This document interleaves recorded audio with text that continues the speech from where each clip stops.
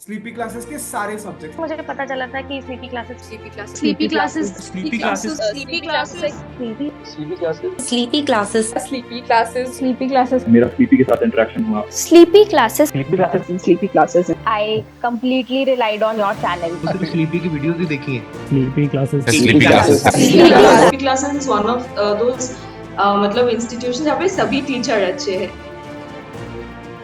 Hello friends, मेरा नाम विरूपाक्ष विक्रम सिंह कछवाहा है एंड मैंने इस साल की सिविल सर्विस की जो परीक्षा होती है उसमें ऑल इंडिया रैंक 49 हासिल की एंड डीकेटी की इस वीडियो के द्वारा मैं आपको ज्योग्राफी के बारे में आपसे थोड़ी बात करना चाहूँगा।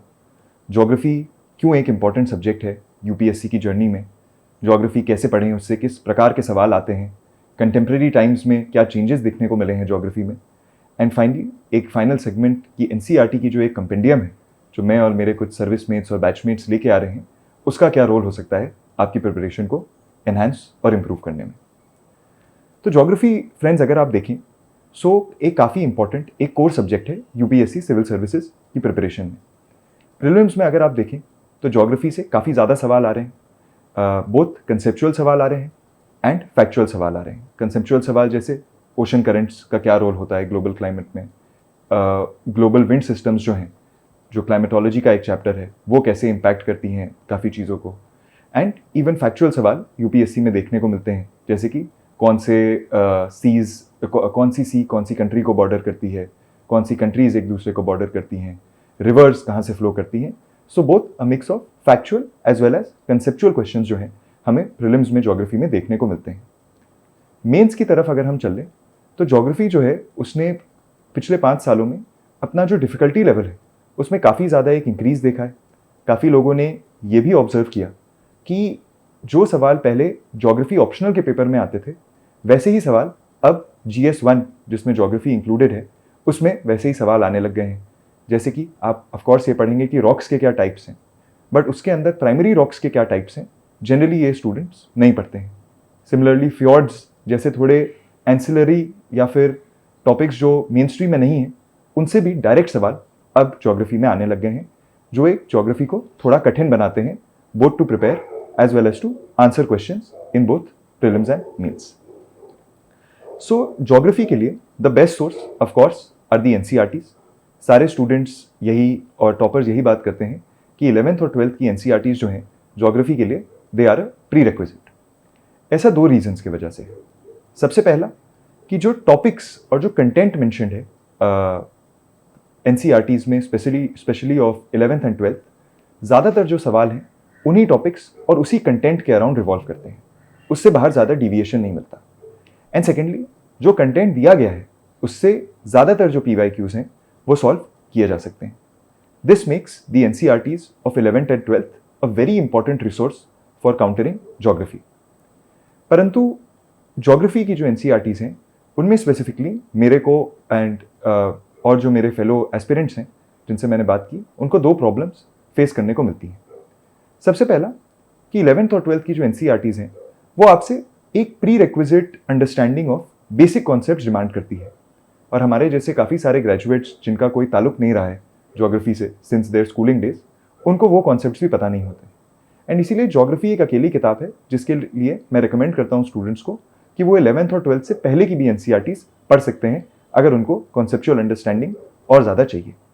बट इससे ये इशू आता है कि 6th, 7th, 8th, 9th, 10th इसमें जो टॉपिक्स और चैप्टर्स मेंशन्ड हैं वो काफ़ी बार रिपीटेड होते हैं। 7th में उनकी एक छोटी अंडरस्टैंडिंग दी जाती है, 9th में उनकी एक डीपर अंडरस्टैंडिंग दी जाती है, 11th और 12th में और ज़्यादा डीपर अंडरस्टैंडिंग दी जाती है।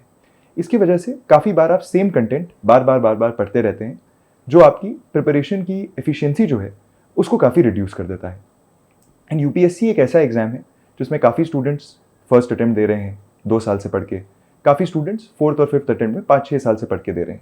एंड इसीलिए अगर आप फर्स्ट या सेकेंड अटेम्प्ट या थर्ड अटेम्प्ट वाले हैं और आपको compete करना है उनसे जो ज़्यादा साल पढ़ रहे हैं, उसका एक लौता तरीका यही है कि आपकी प्रिपरेशन की एफिशिएंसी ज़्यादा होनी चाहिए, जिसकी वजह से आप जो बाकी एस्पिरेंट्स ने ज़्यादा टाइम लगाया करने में उसी ऑब्जेक्टिव को कम टाइम में रिजॉल्व कर सकें।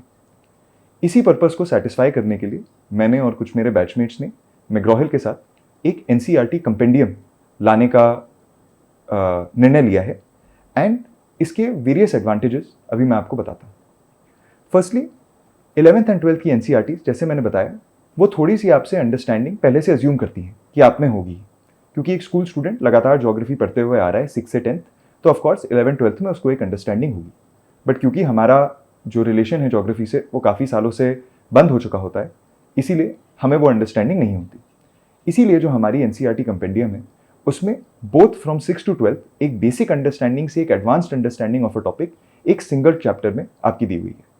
अगर आप चैप्टर को खोलें तो उसमें पहले ही लिखा होता है कि ये जो चैप्टर है ये एनसीईआरटी की क्लास 6 के चैप्टर 7, क्लास 8 के चैप्टर 9, क्लास 11th के चैप्टर 12 इन सबसे लिए हुए गए कंटेंट को कंपाइल करके और सिंप्लीफाई करके आपको समझाया हुआ है। सेकेंडली, यूपीएससी में all chapters of geography are not equal. कुछ चैप्टर्स ऐसे हैं जिनसे अगर आप पीवाईक्यूज की नज़रों से देखें ज़्यादा क्वेश्चंस आते हैं एंड हेंस वो ज़्यादा इंपॉर्टेंट है।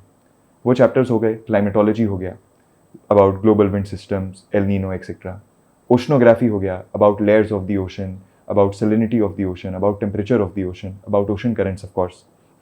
क्लाइमेटिक रीजन्स हो गए कि Mediterranean climate, British climate, monsoon climate, इन सब में क्या क्या डिफरेंसेस हैं, क्या क्या इनके सेलिएंट फीचर्स हैं।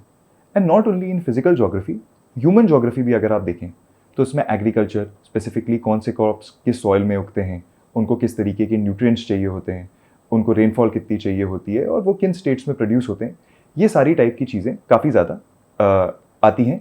एंड इसीलिए हमारी एनसीईआरटी कंपेंडियम में इन चैप्टर्स पे ज़्यादा फोकस है कंपेयर टू चैप्टर्स जिनके पीवाईक्यूज में उतना ज़्यादा नंबर नहीं।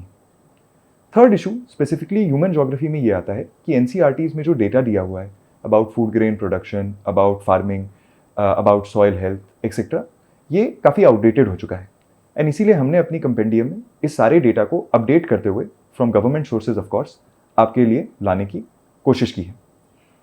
फोर्थली, ज्योग्राफी में डायग्राम्स की इंपॉर्टेंस काफ़ी ज़्यादा है, both to understand the topic कि आप समझें कि विंड सिस्टम्स कैसे काम करती हैं, कौन से ओशन करेंट्स किन सीज में चलते हैं, एंड इवन इन मेंस जहाँ पे आपको उन डायग्राम्स को रेप्लिकेट करना होता है अपने आंसर्स में to fetch some bonus marks. NCERTs में हम लोगों ने पाया कि काफ़ी डायग्राम्स अच्छे हैं बट काफ़ी डायग्राम्स काफ़ी टेक्निकल हैं जिनको एक एवरेज स्टूडेंट को रेप्लिकेट करना एग्जामिनेशन हॉल में काफ़ी डिफिकल्ट हो जाता है। तो इसीलिए हमने उन डायग्राम्स की भी एक सिंप्लीफाइड फॉर्म बनाया है और अपनी एनसीईआरटी कंपेंडियम में लगाया है, जिससे कि कॉन्सेप्ट भी क्लियर हो जाता है and they are simple to understand as well as easy to replicate. And finally, because NCERT compendium is a compendium of the NCERTs, therefore the number of pages जो आपको हर चैप्टर में पढ़ने होंगे अगर आप 6 से 12 तक खुद पढ़ते वो ड्रास्टिकली रिड्यूस हो जाते हैं।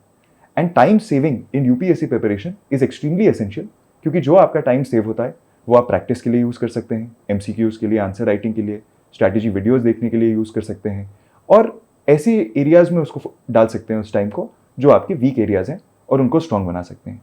सो इसीलिए एफिशिएंसी इंप्रूव करना यूपीएससी की प्रिपरेशन में I think is a very important and powerful Mantra.